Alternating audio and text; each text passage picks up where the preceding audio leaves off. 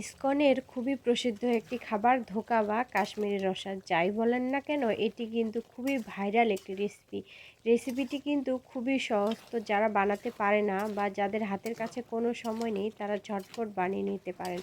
তো এটার জন্য বেশি কিছু উপকরণ লাগে না, তো মেন যে উপকরণটি লাগে সেটি হচ্ছে ময়দা। তো ময়দাটা অবশ্যই ভালো মানেরই হতে হয়। তেল লবণ ছাড়াই ময়দাটাকে ডো করে কিছুক্ষণ জলের মধ্যে ভিজিয়ে রেখে এটিকে ধুয়ে নিব যতক্ষণ পর্যন্ত না সাদা জল বের হয়। তো তারপর ছোট ছোট পিস করে এগুলো তেলের মধ্যে ভেজে নেব। তো এখানে দিয়েছিলাম ছোট ছোট পিস, তো এগুলো ফুলে একেবারে ডাবল হয়েছে।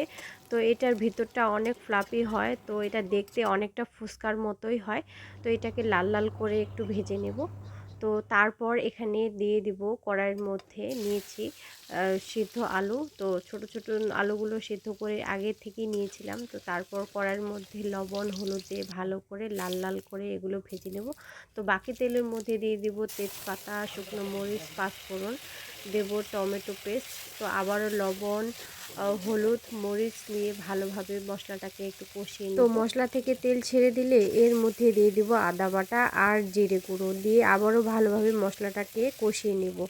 তো এ পর্যায়ে তেল ছেড়ে দিলে এর মধ্যে দিয়ে দিব গরম জল একটু সামান্য পরিমাণে। তো তারপর দিয়ে দিব সিদ্ধ করে ভেজে রাখা আলুগুলো, দিয়ে আবারও এগুলো নেড়ে চেড়ে একটু কষিয়ে নেব। তো তারপর এর মধ্যে দিয়ে দিব আমাদের ধোকা বা কাশ্মীরি ভাজাটা। তো তারপর দিয়ে আবারও একটু নেড়ে চেড়ে আবারও কষিয়ে নিব। তো আপনারা যতটাই কষান তো ততই এর স্বাদ বেড়ে যাবে। তো তারপর এখানে দিয়ে দিব পরিমাণ মতো জল, মানে আপনারা যে যতটা ঝোল বা রসা খেতে পছন্দ করেন। তো শেষ ফিনিশিংয়ে এসে দিয়ে দিব গরম মশলার গুঁড়ো, দিয়ে একটু নেড়ে এটাকে নামিয়ে রাখবো।